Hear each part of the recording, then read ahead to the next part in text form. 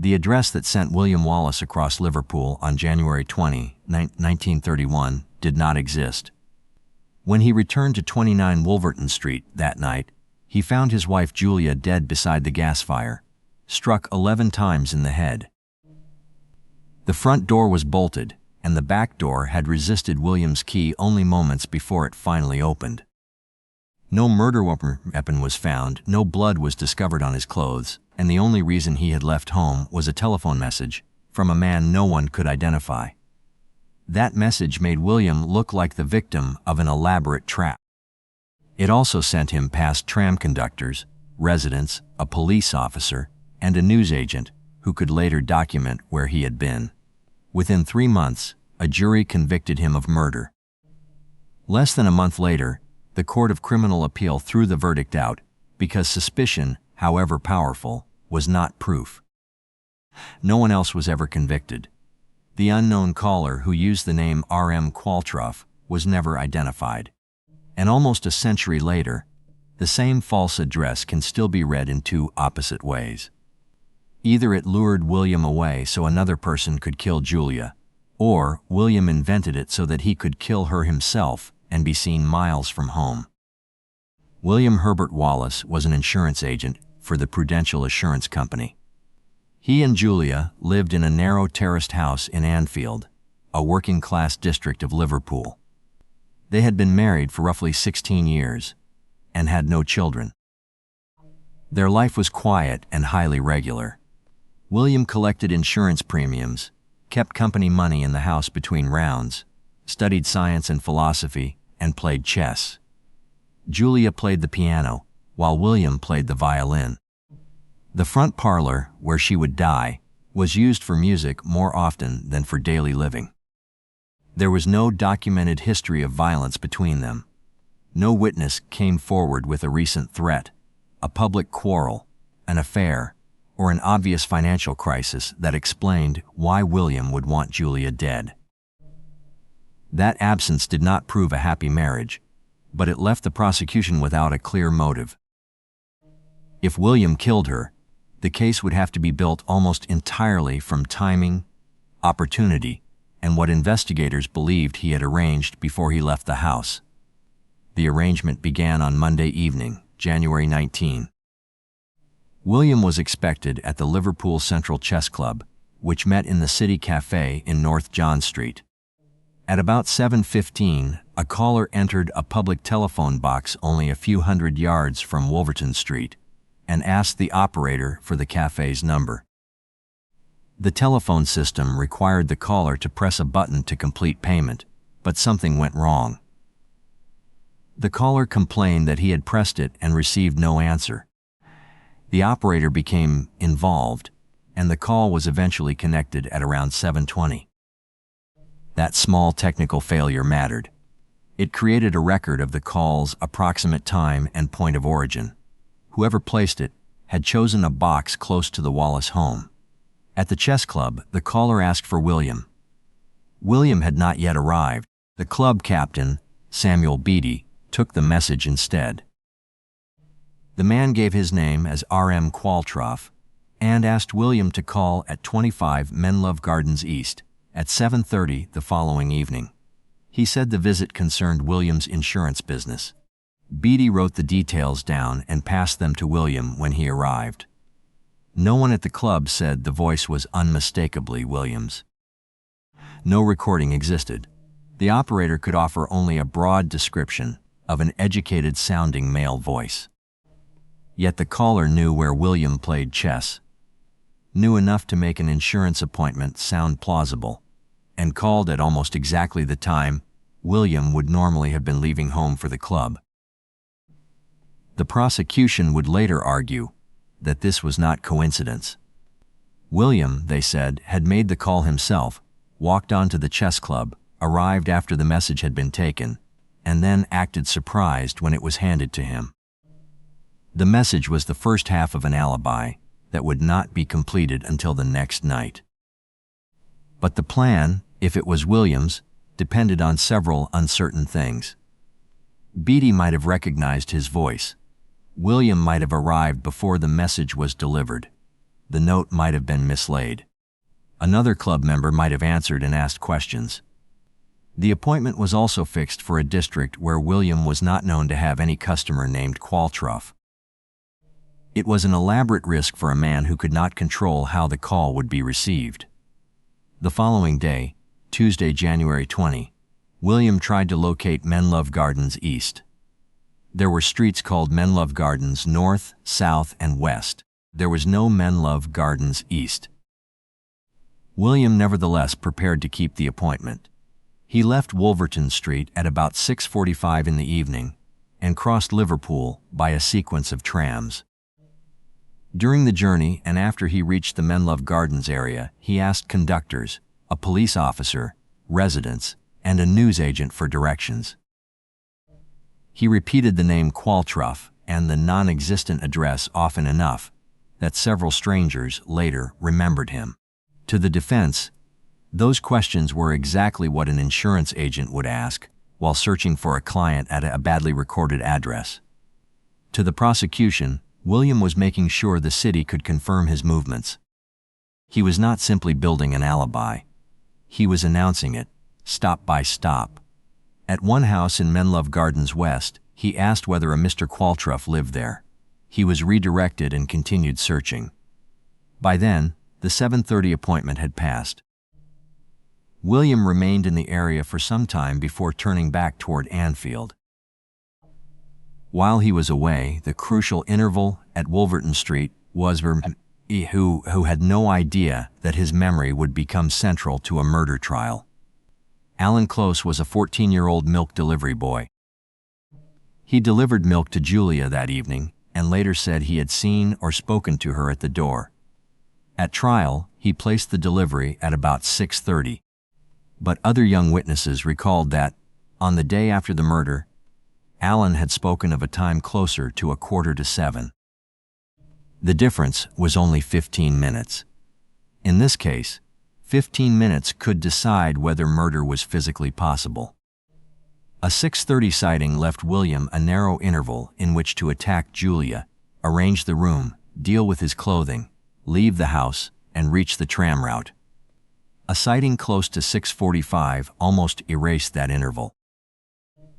Police timed the journey and showed that he could leave Wolverton Street as late as about 6:49 and still catch a useful connection, with the route taking roughly 15 to 20 minutes. The tram journey was possible. Fitting the assault, the concealment of the weapon, any cleanup, and his departure into the same few minutes was the disputed part. An evening newspaper delivered around the same period was found inside on the kitchen table. It appeared to have been taken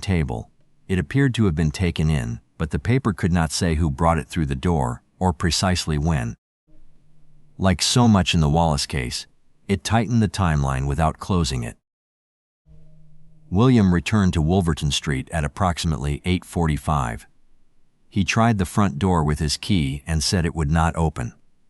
He walked around to the back, tried that entrance, and found it would not open either. He returned to the front and tried again. Then he went back once more.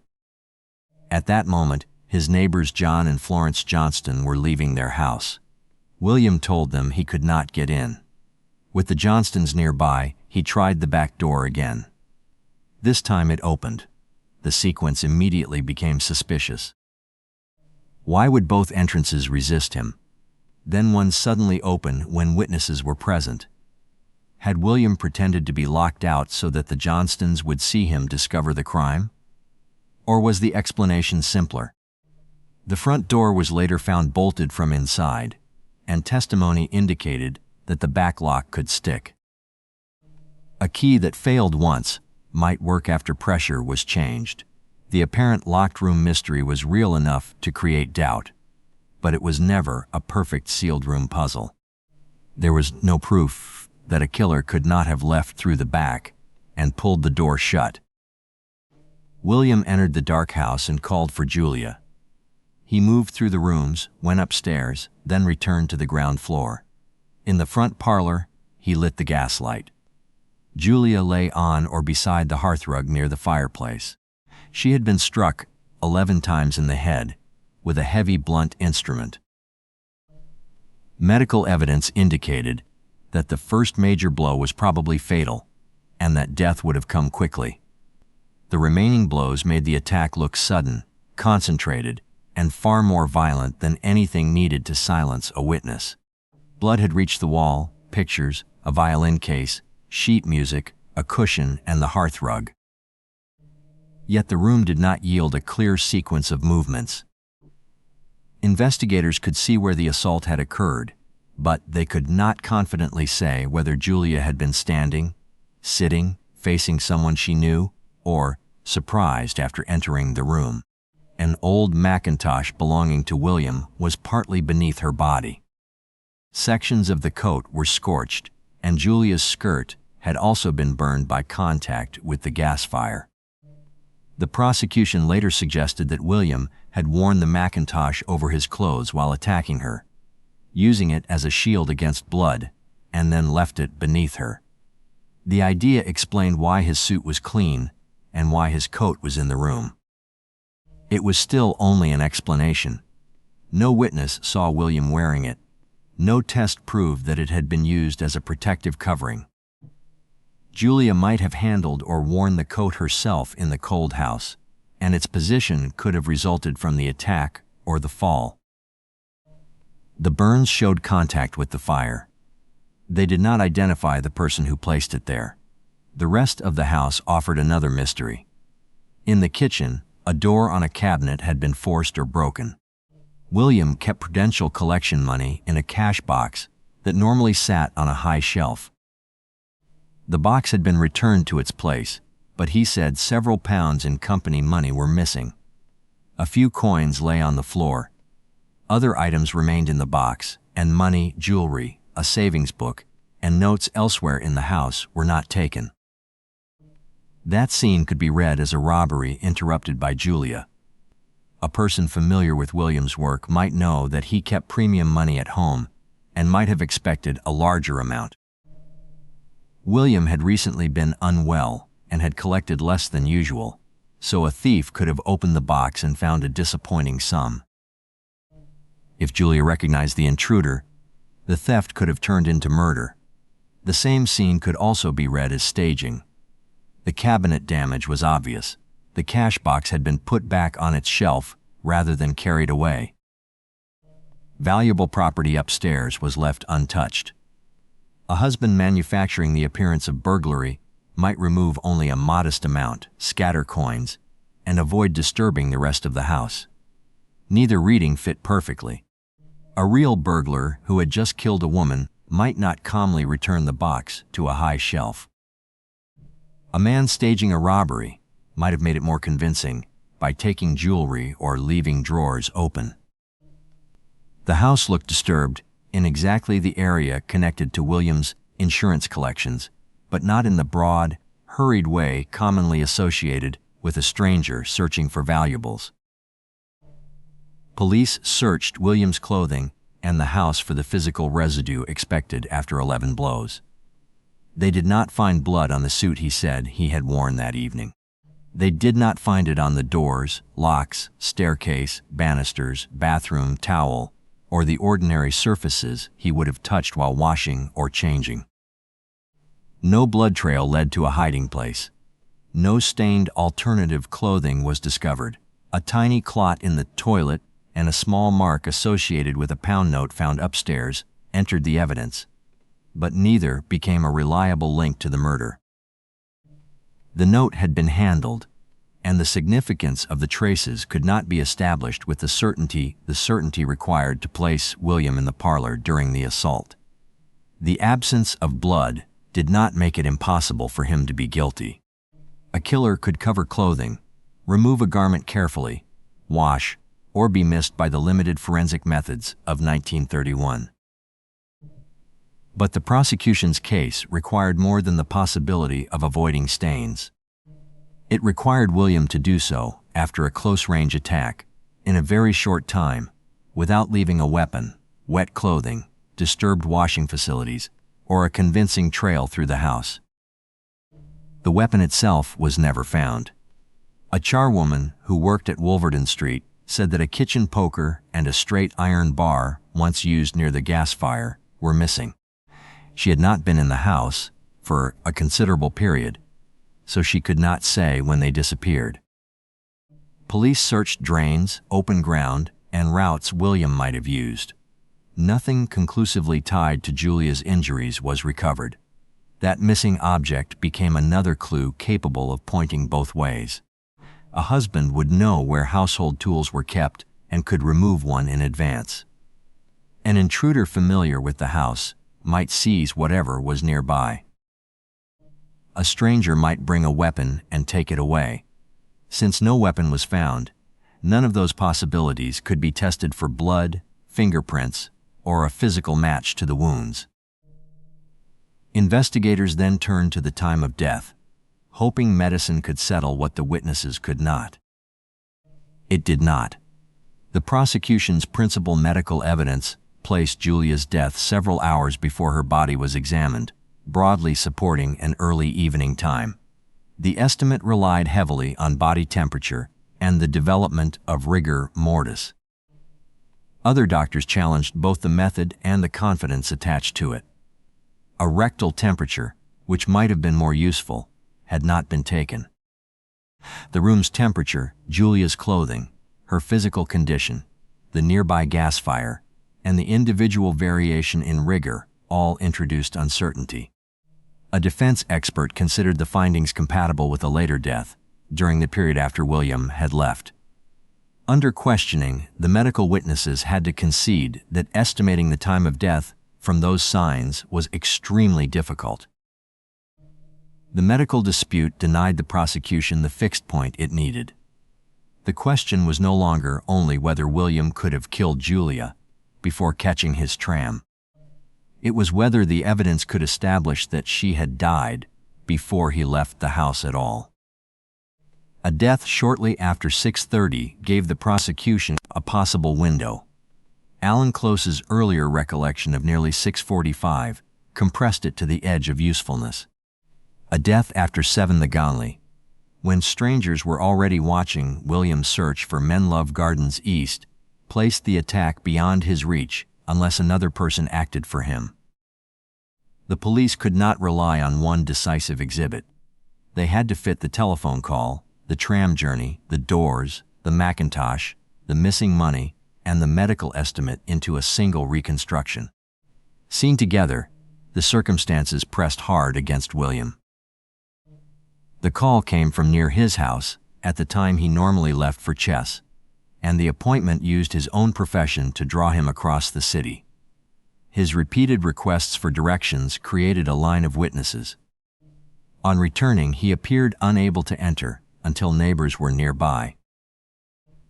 And inside, the disturbance was concentrated around the insurance cash, and his own mackintosh lay beneath Julia. The reconstruction weakened whenever its parts were examined separately. No one identified William's voice, and a self-made call would have exposed him to recognition while leaving delivery of the message to chance. Asking directions was normal once the street proved impossible to find. The rear lock had a history of sticking. His clothing remained clean, the weapon was missing. The business cash offered a plausible target for theft, and the medical evidence could not securely place Julia's death before his departure. The lack of a clear motive made the pattern harder to complete. Prosecutors did not have to prove motive, but jurors still had to decide why a quiet insurance agent would create a 2-night deception, beat his wife to death, and gamble his life on a timetable measured in minutes. Suggestions about marital unhappiness remained suggestions. There was no verified confession, threatening letter, secret beneficiary, or witness to preparations for murder. William was charged and brought to trial at St. George's Hall in Liverpool in April 1931. The prosecution did not claim to possess direct evidence. Its argument was that the coincidences were too numerous and too personally tailored to be innocent. Only William, it suggested, had the knowledge and need to create the Qualtrough appointment. Only William could transform it into an alibi. Only William stood to benefit from making the burglary appear connected to company money. The defense attacked the gaps between those claims.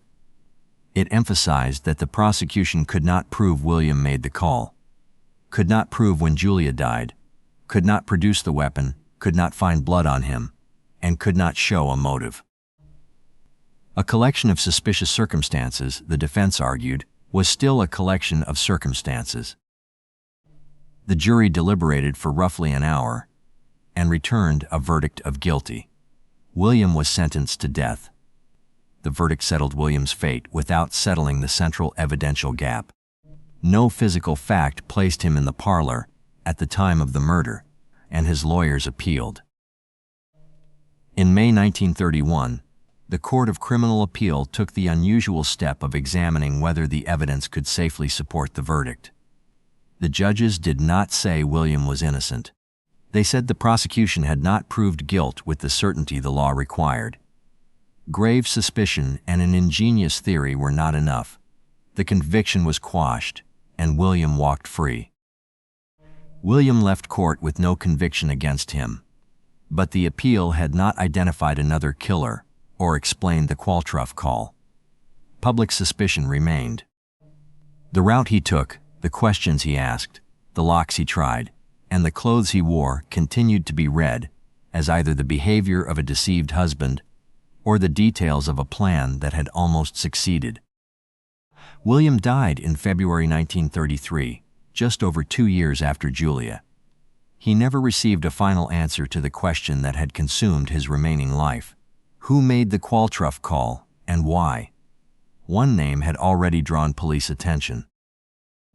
Richard Gordon Perry was a young former Prudential employee who knew William, knew the nature of his collection work, and had at one time worked on or around his insurance district. William mentioned Perry to investigators. Perry had a reputation, fairly or unfairly, for financial trouble and irresponsible behavior. To later writers, he looked like the kind of person who might understand both the Wallace routine and the value of the cash box. Perry also offered a possible explanation for the strange tone of the telephone call. A prank, a grudge, or an attempt to lure William from the house would not require the caller to know intimate details of the marriage. It required only knowledge of the chess club, the insurance business, and William's predictable habits. But suspicion of Perry collided with an alibi. Per murder. On the evening of the murder, witnesses at the home of Olivia Brine placed him there from the late afternoon until about 8:30. If their times were correct, Perry could not have been in the Wallace parlor during the likely period of Julia's death. His movements on the evening of the telephone call were less neatly fixed in later accounts, but making the call was not the same as committing the murder. That distinction led to an accomplice theory. Perry, or someone like him, could have placed the call and sent another man to Wolverton Street the following night. Julia might have opened the door to a person she recognized, or to someone who gave a plausible business reason for entering.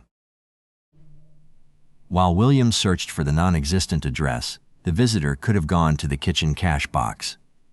Julia could have interrupted him, recognized him, or threatened to report him. The violence in the parlor would then be the panic of a thief whose simple plan had collapsed.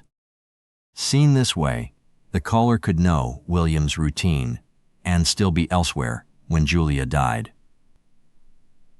An accomplice could target the company cash, account for William's clean clothing, and leave through the back without forcing an entrance. The call and the killing no longer had to be the work of the same man. The gaps were just as serious. No accomplice was identified, and no witness saw an unknown man enter or leave. The cash box was returned to its shelf. 11 blows were an extreme response to a small theft.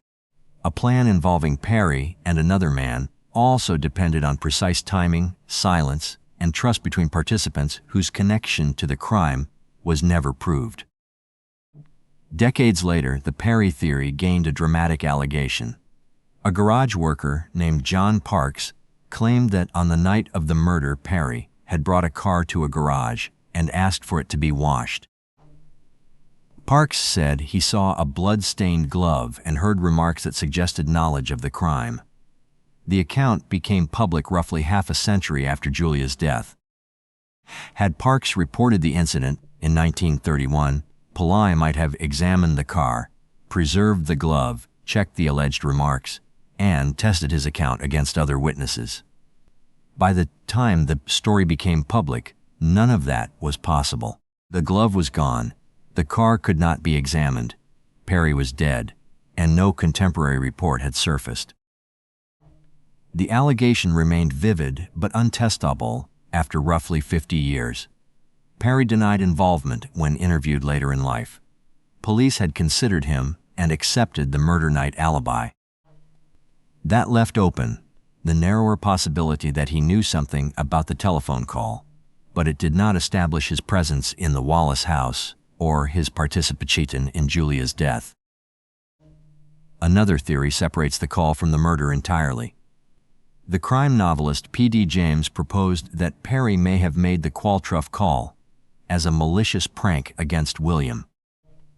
William then received the message, realized that it would provide a remarkable alibi the next evening, and used an opportunity he had not created to kill Julia. P.D. James's version removes one of the prosecution case's most awkward features.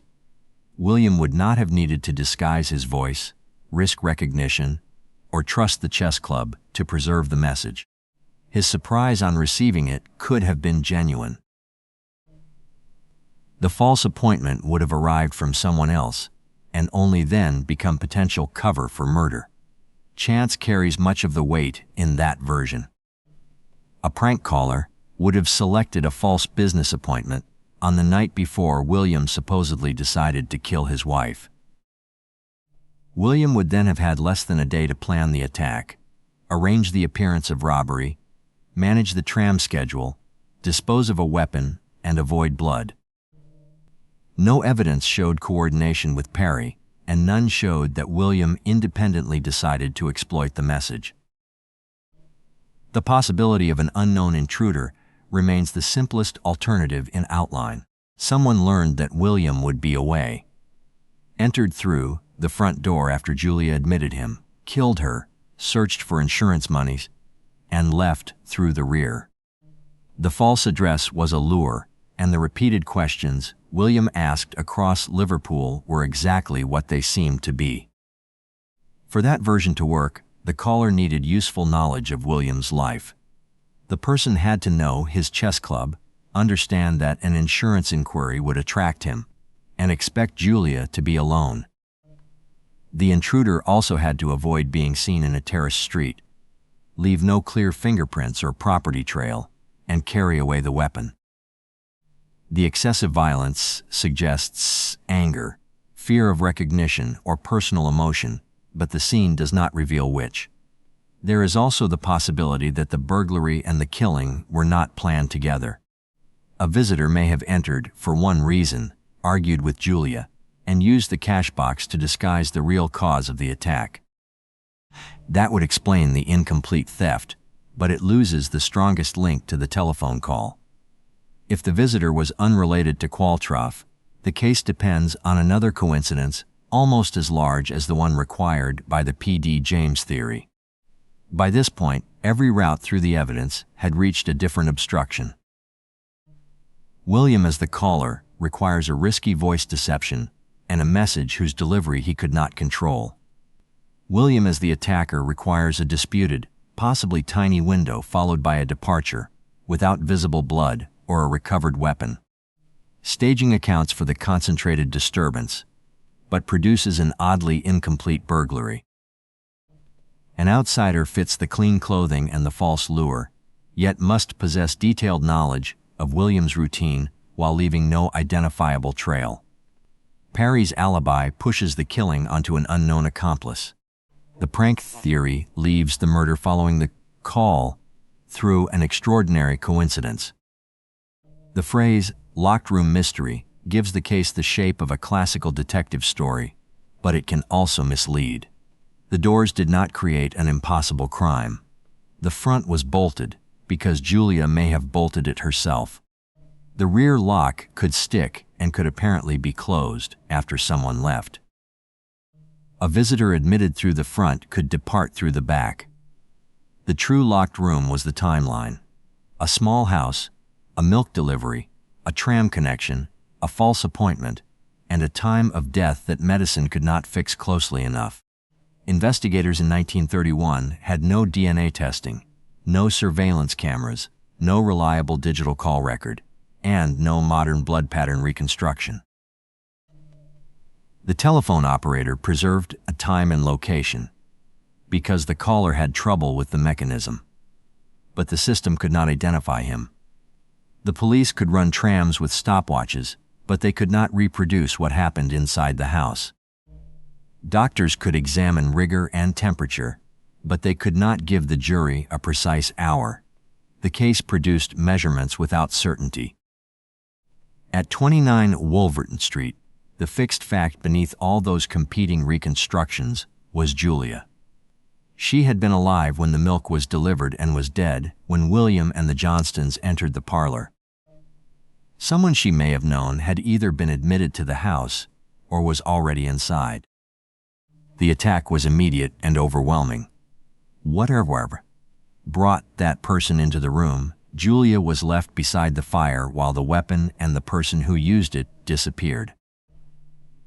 William became the center of the investigation because the circumstances pointed toward him more strongly than toward anyone else.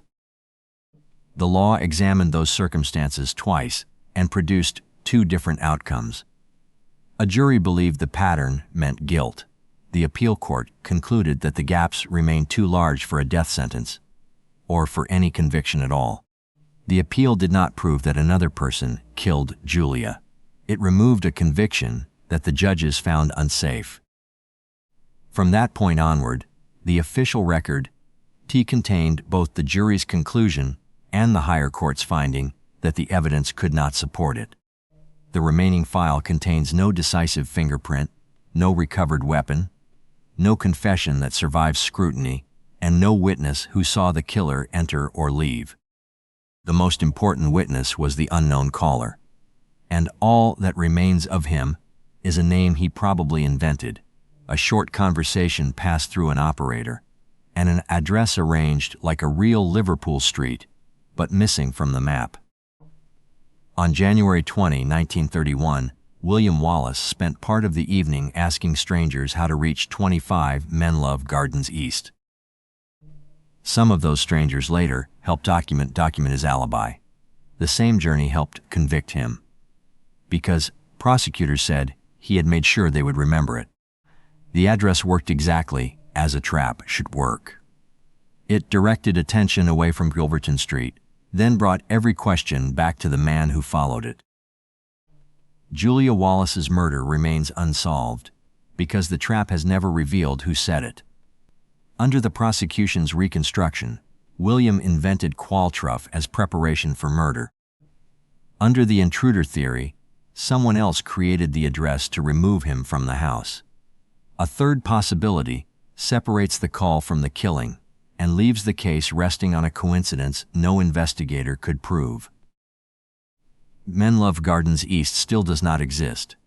Neither does a final piece of evidence capable of turning the name Qualtrough into a real person. Until one can be found, the empty address remains the case's central surviving clue. A place created by someone who knew exactly where William Wallace would go, yet left no reliable path back to whoever was waiting at home.